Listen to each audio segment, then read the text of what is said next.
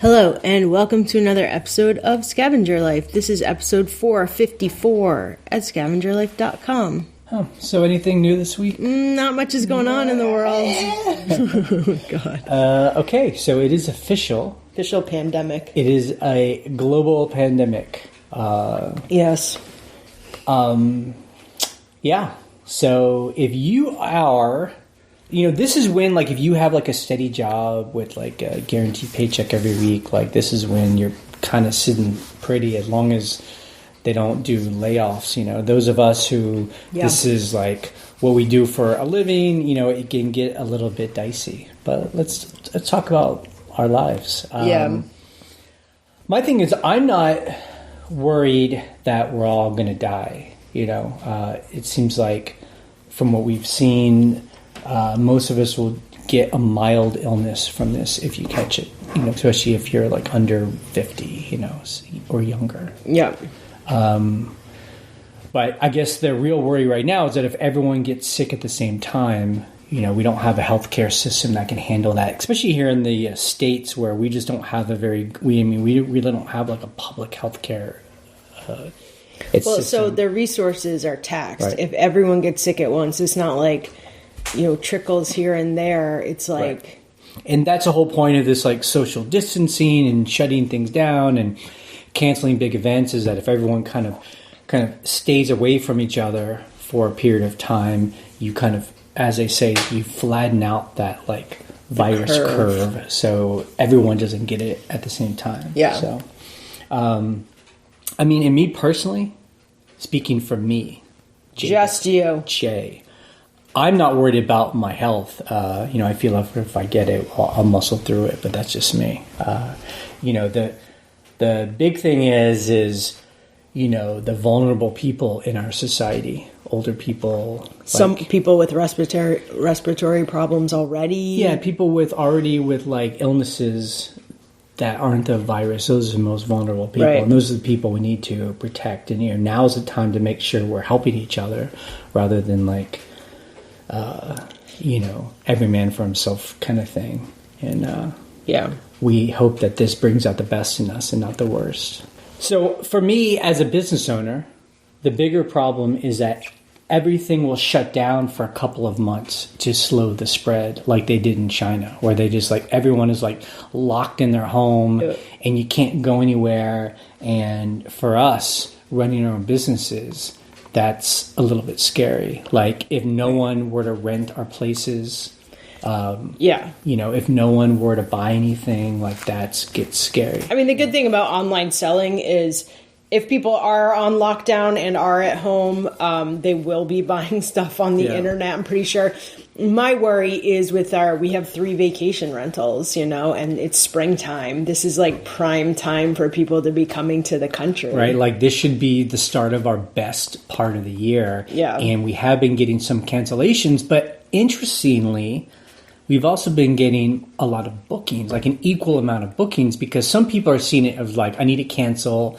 Let's stay at home and lock ourselves in. Right. Other people are we live in Washington, D.C., let's go out to the country in a secluded rental and let's just go hiking because kids are out of school and, they're shutting schools down, as everyone knows. So you're So it's interesting, no one really knows what the playbook is going to be. But it is. It's weird. So I just kind of wanted to talk about, I feel like an old man now. Yeah. Oh, yeah.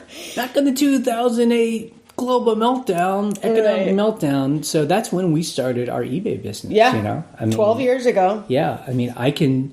I feel like we've been through this in a way. Right. And back then, we didn't have a whole lot. The good thing, everything was collapsing, I guess. People getting laid off. Houses were being foreclosed upon. There was actually a real... I don't know. I remember a real feeling of just are things going to collapse? We literally were hoarding food and supplies because we were this is what is happening. And I feel like it was scarier back then than it is now. I don't know if it's just because we've gone through it once before. Through it, yeah. I feel like back then it was the financial sector was crumbling. Now it's I don't know. it's more just everyone's getting afraid of this virus, but then once it happens, and it kind of happens, and then, it's not like Ebola or something. So. Well, I feel like when we went through the 2008 recession, we did feel like it was going to be the zombie apocalypse, and we were like growing food, and which is not a bad thing to do anyway. Right. But we were like, oh, life did go back to normal. Like the internet didn't go away, right. Electricity didn't stop, and stuff kept happening. And actually, for us, we found that stuff was really cheap. Yeah. We could find so much stuff. Even now, the auction houses that we normally go to, we're getting emails from them of like, this is the thing. Some of them have stopped. Some of them are like, please come. Like, we're not going to stop. I bet. 2008 too was, and right now things are slower, so now's the time to organize and do all the things we've been ignoring in our business, or not ignoring, but the things we haven't had time things we put off. Inventorying. That's what I'm doing. Buying different kinds of inventory, going through our inventory. Listing stuff. We're doing that. Yeah, and also from 2008 too, buyers were still buying back then. Right. So something that happened with the recession too is people who bought stuff new, because we were never those people. So we're like, those people exist still. They were like, oh, I need, a pair of shoes. I'm just going to buy them used on eBay. And we did great. Right. Even in the worst, and also I just think people forget, like, even in the worst times, like the Great Depression, people still had jobs. Just a lot of people didn't. It was like, 25% of people didn't have jobs. Which is a lot. Which is a lot. And I'm not saying it wasn't bad. But it's not like nobody has jobs. Again, right. I think people automatically flash to, or at least I do, you flash to the zombie apocalypse movie where like... the entire world is dead. Just chaos in the streets and cars are burning and everyone has guns shooting each other. Like, that's not what we're talking about. People are still buying. And I remember back then, between like 2008 and 2012... we ended up buying 3 homes for like a really good deal. Yeah. So, and that's all about being frugal. I think now's the time when, if you've lived a frugal life, right, all that stuff starts paying off. Right. Well, it's so funny reading the news and hearing the news of there's no toilet paper, there's no hand sanitizer, there's no rubbing alcohol. And I just looked in our storage and I was like, we always have that stuff. Like, right. It is not a problem. Like, it's just normal life. Like, we haven't had to go to the grocery store and like stockpile toilet paper because we already have 3 big bricks of it, like we always do. You know? That's for our rentals mostly, but you just, I feel like honestly after the recession, we were like, oh, we need a pantry, or we have an entire storage building now.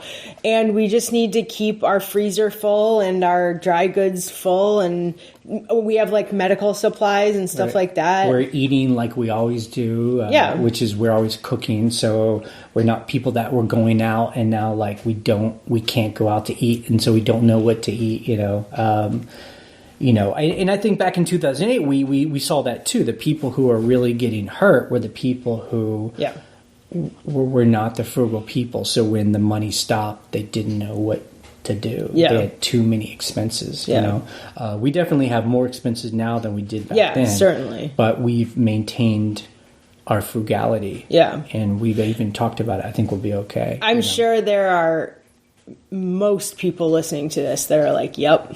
Exactly. Like, that's just how, when you're frugal, you stock up on things. If you get a good deal, you're like, I'll just buy a year's worth, And that's the thing, too. We learned this back in 2008. The thing to do isn't to go on those, like, survival sites and buy, like, big cases of freeze-dried food that then you store in your basement for, like, emergencies. Yeah. The thing to do is to stock up your pantry with food that will last, and you just eat on it, right? And then you replace it on a regular basis, right? So when you're eating, things like this happen, you're already eating in a smart, frugal way.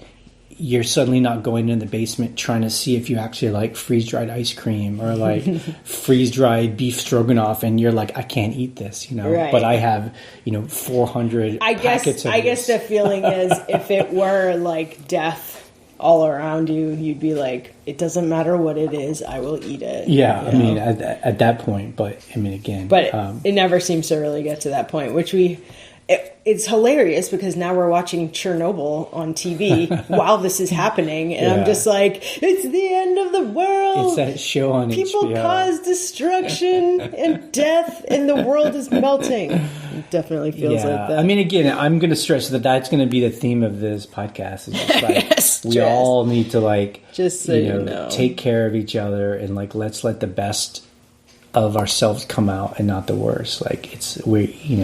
That's how we get through any of this stuff. Yeah. So, I mean, talk about being frugal. So maybe you can put this as a photo of our podcast. So we hit 300,000 miles on our car. That's right. 1996 Acura. Yep. And I mean, that's us being frugal. Is like the things we have. Let's pull every single drop of use from this item. Yep. So. And let's keep going. Let's see if we can't hit 400,000. Yeah. Miles, thank God we haven't had any kind of major repairs on the car. I mean, I repaired the muffler and the exhaust system last, 6 months ago. Because it was like, oh boy. It was like, we actually got pulled over by the cops because they thought that we had modified our car because it was so loud.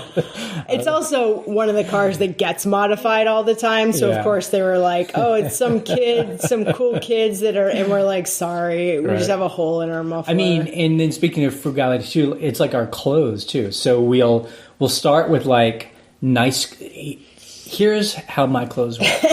I don't have a whole lot of clothes, but like I have my nice clothes and I have my work clothes.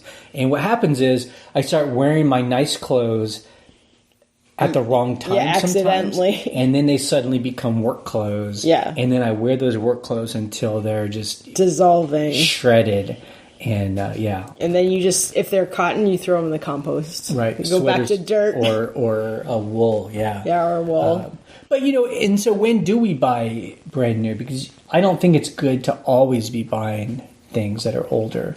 Like computers and electronics.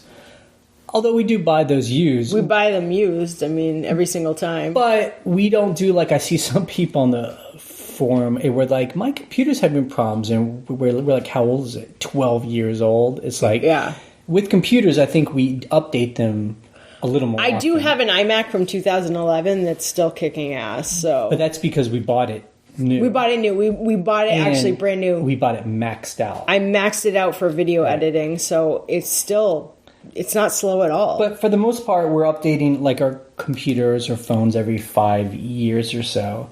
And we sell the old one off. Yeah. It's like you find that sweet spot when you can still sell your current electronics, where it's not completely a worthless piece of electronics. You can still sell it. Yeah. And make money. But yeah, those are things we I can't. I'm like, what do we buy new? We buy like rental supplies new because it's like toilet paper and paper towels and like laundry detergent, obviously. But I can't really think of anything else that we buy new, to be quite honest. Well, like talking about, people and, not maybe helping people out during these hard times. There was like a story in the New York Times of this guy that has 17,000 bottles of sanitizer. I don't know why he allowed his picture to be taken or his name. It's him standing in front of his garage with 17,000 bottles of hand sanitizer. And the story is that when he started to realize people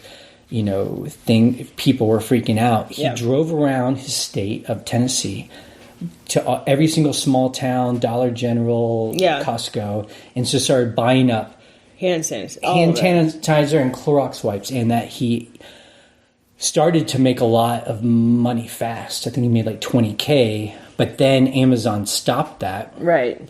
Because, he's selling, he's buying for $1, selling it for over 20. They stopped that, and now he's stuck with all this stuff, and he was like crying about it, Well, what's so weird about that article to me is he showed his face, his name, his wife and his newborn baby, and his town. Right. So you're like, Yeah. That just seems crazy to me. There that you would do that. There were two guys huge backlash. There were two guys up in Canada that did the same thing, where a reporter happened to be at a Costco and they were like loading up actual pallets of those Clorox wipes, yeah. And wipes. the guy was like, "Hey, what are you doing?" And they're like, "Well, we're buying to resell these things, and like we've already made $100,000. And here's my name and location." And this just and actually, your mom came here this past week. She said she went to our Walmart here, and that two ladies came in and bought out the pallet of hand sanitizer. But so why Walmart let them do that is beyond me. Right. It's like if they're letting people do it, right? Then yeah. Like I'm not sure in why a time like this they don't have or toilet paper. Why they just don't have the manager of our store should have been nope, 2 per customer, and that's it. But this is the bad part, I guess, of online selling, where it becomes like a late stage capitalism, they call it. Where you're making money at any cost. If you Google this, Enron shutting down power plants. Enron was doing this. That company that went bankrupt. They would buy power plants. Yeah. And they would shut them down intentionally near California when California needed energy. And so California would then have to pay more for more energy. It was just like such a scam. It's just like the worst kind of capitalism. That's like Bain Capital. Don't they do that where they're like, we're going to buy this company and bankrupt it because we own 5 other companies that do the same thing. Or it's that like, guy, what? That guy in prison now, what's his name?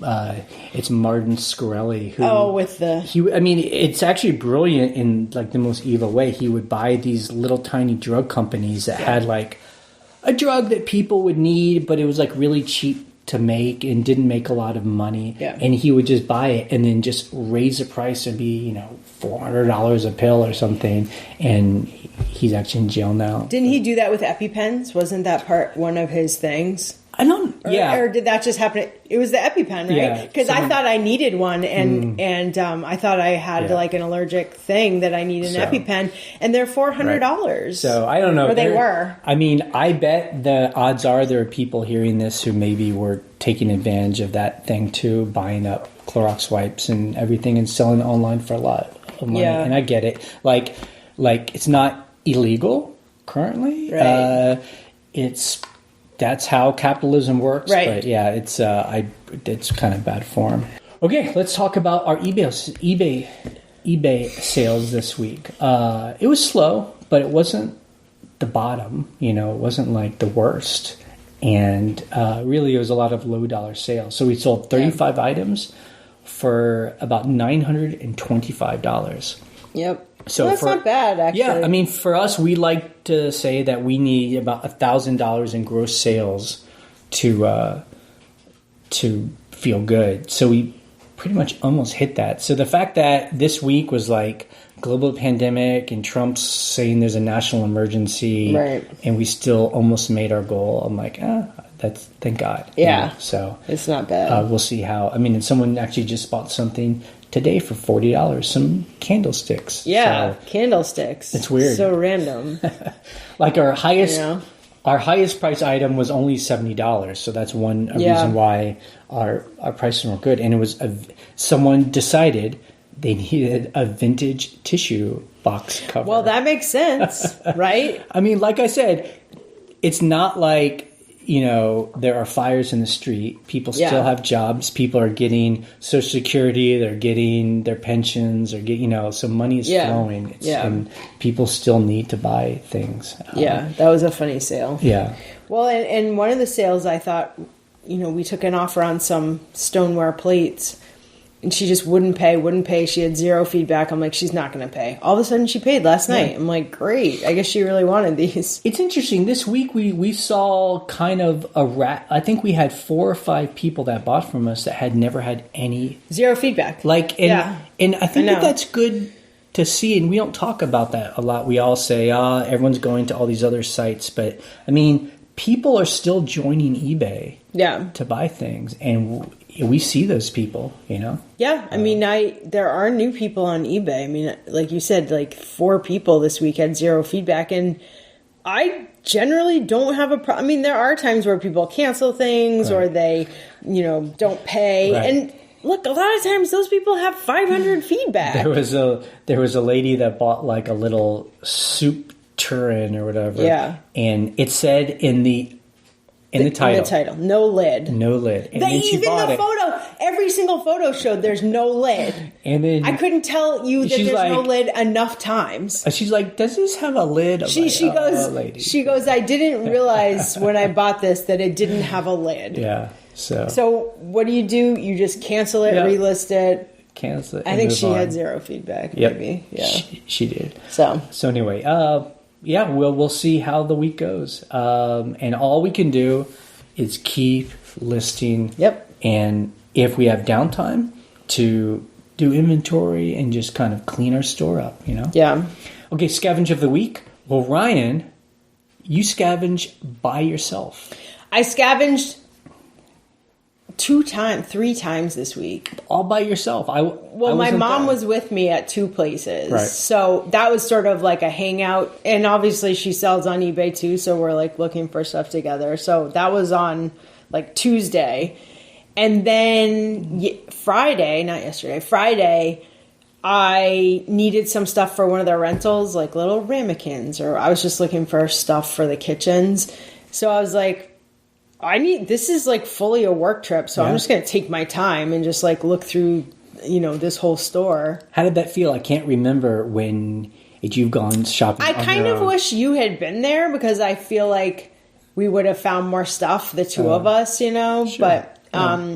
But when I showed you the stuff I found, you're like, you found pretty good stuff. Yeah, it wasn't like just garbage. It was super exciting because you were like, I didn't really find anything. But I was like, you're finding all kinds of I found all these like vintage women's like wool and straw hats like made in Italy. It was like, that's not bad. And I'm going to start to call you the pottery / ceramic queen. Oh my God. You're like really have gotten good at going to the big wall of just kitchen junk. I mean, it is a wall of garbage. And you seem to always find these little interesting old vintage or antique plates.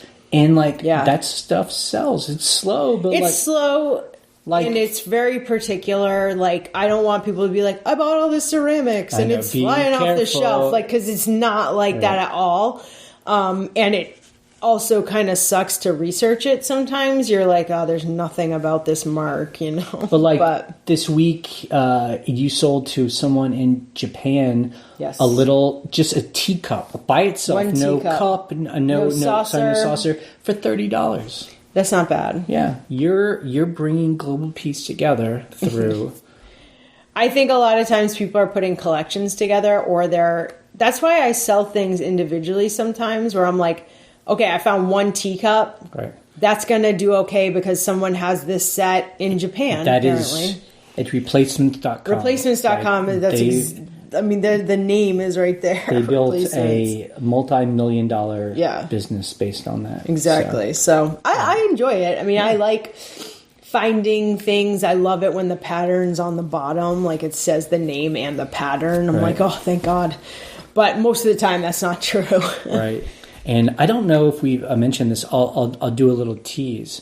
We ended up buying another little small building recently. Yeah. Kind of just in the past several weeks, which is kind of all crazy timing. Yeah, right? It's crazy. And so me and our buddy we're fixing it up, and it's going to be part of this other business that we're also not talking about. Because especially with all this, it's going to slow things down because of money. But you still have to just, I don't know. I mean, as long as food's on the table and you can pay the bills, I find that being paralyzed is the worst thing to do. It's best to get into action and just make things happen. Yeah. Customer issues. Yeah, we talked about this. We had it seemed like it's been a waves, thing. Man. 3 people bought items and they immediately want to cancel. Yes. Like, it's so strange. I mean, one was a part of a coffee maker and they're like, oh, sorry, wrong coffee maker. What can I do? I have to just cancel it. No. I mean, it's not like they're not allowed to do that. It just sucks. It's just interesting. What really stinks is when they pay for it and now you're eating those PayPal fees because those PayPal fees get taken away from me and they do not get refunded to me. So, it's one thing if they don't pay, like the soup lid lady who was like, oh, she hadn't even paid yet, so I just canceled it and relisted it.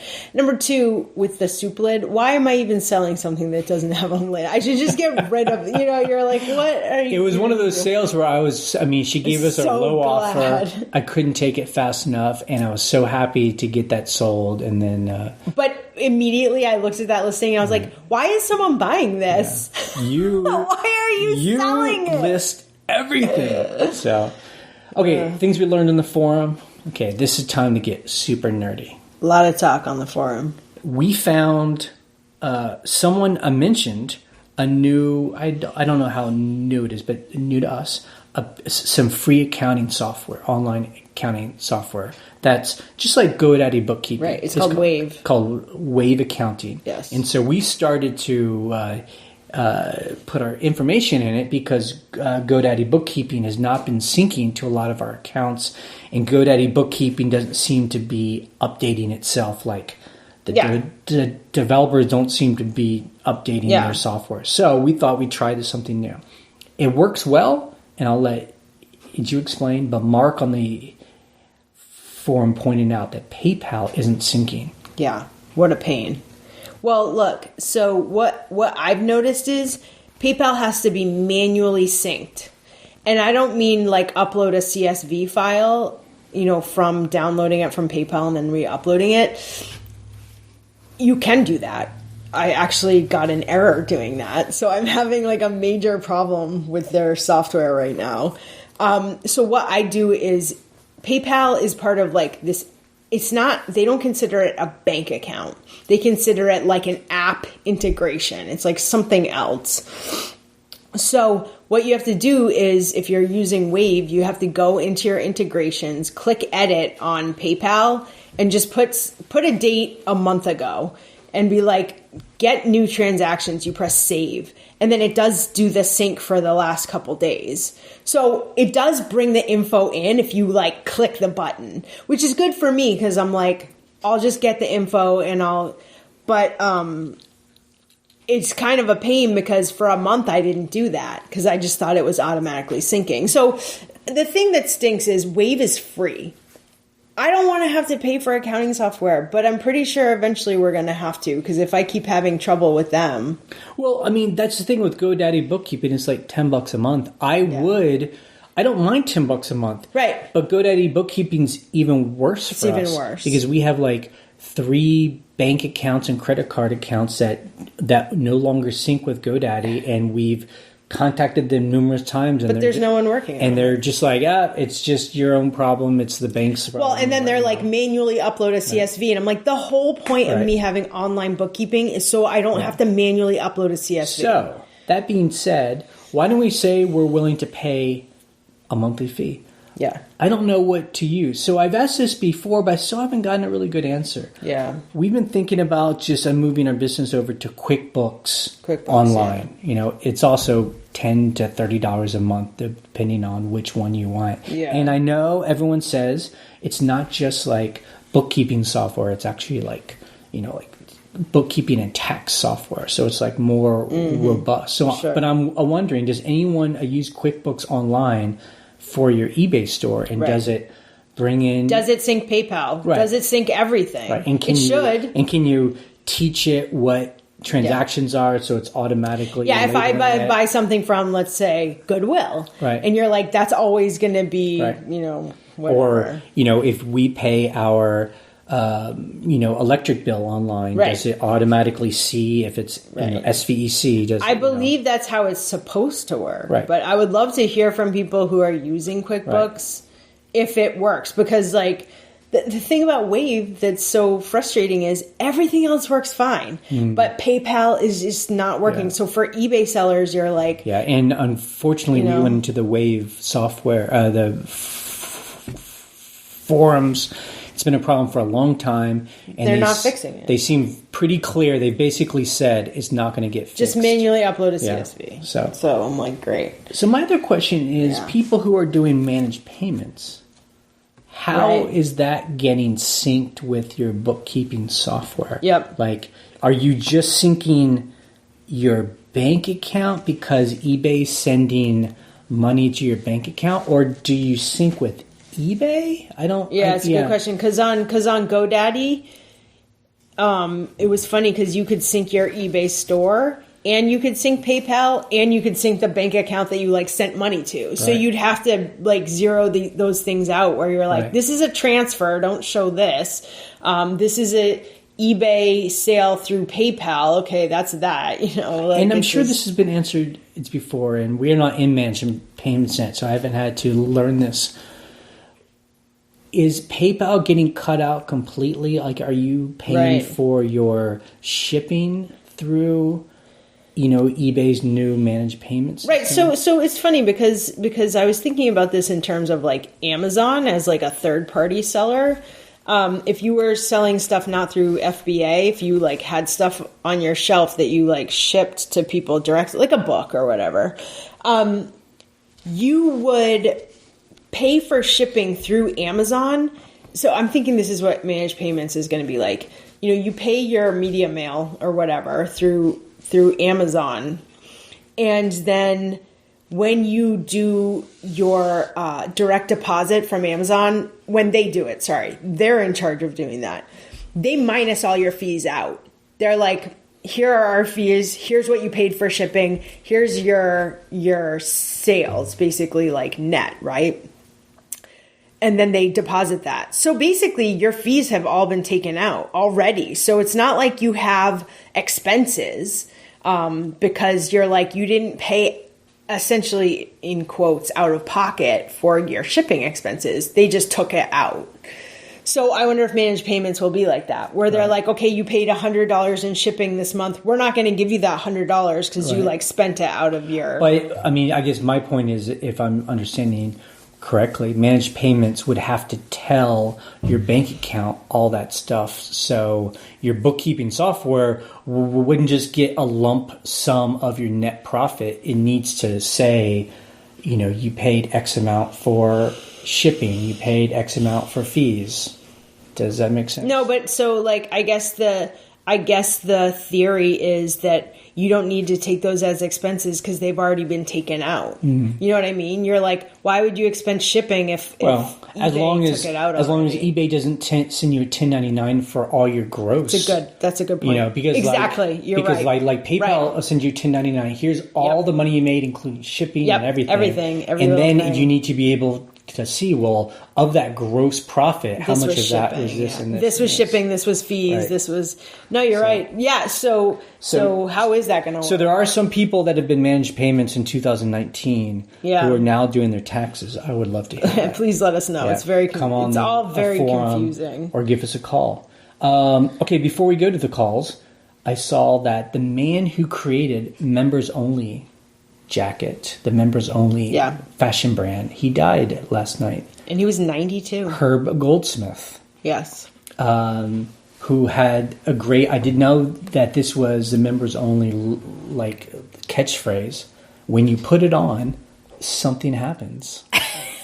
That's their hot logo. That is incredible. And I only bring it up because really, that was our very first sale on eBay. It was a members-only jacket, a maroon members-only jacket. I will remember it like it was yesterday, where we were in a little thrift store, because we would go to thrift stores anyway just to buy stuff for ourselves. I think your sister was with us. It was like no, she wasn't with us, but she came down later and was a model. And it was like a team effort here. I found a members only jacket. It reminded me of being a kid because that was like my time frame. I put it on and I'd be like, you think someone would buy this online? As just a joke. I wasn't being serious. You didn't even say it like that. You said some hipster in Brooklyn would love this jacket. I didn't even say Yeah, you didn't even, and I was like, oh my God, we should sell it on eBay. Right. And then I looked around the store basically and I was like, everything here is what hipsters in Brooklyn would want, and we're sitting on it. We actually put it up on eBay. A friend of ours bought it. It was a friend of ours who lived in Brooklyn. I was like, yeah, okay.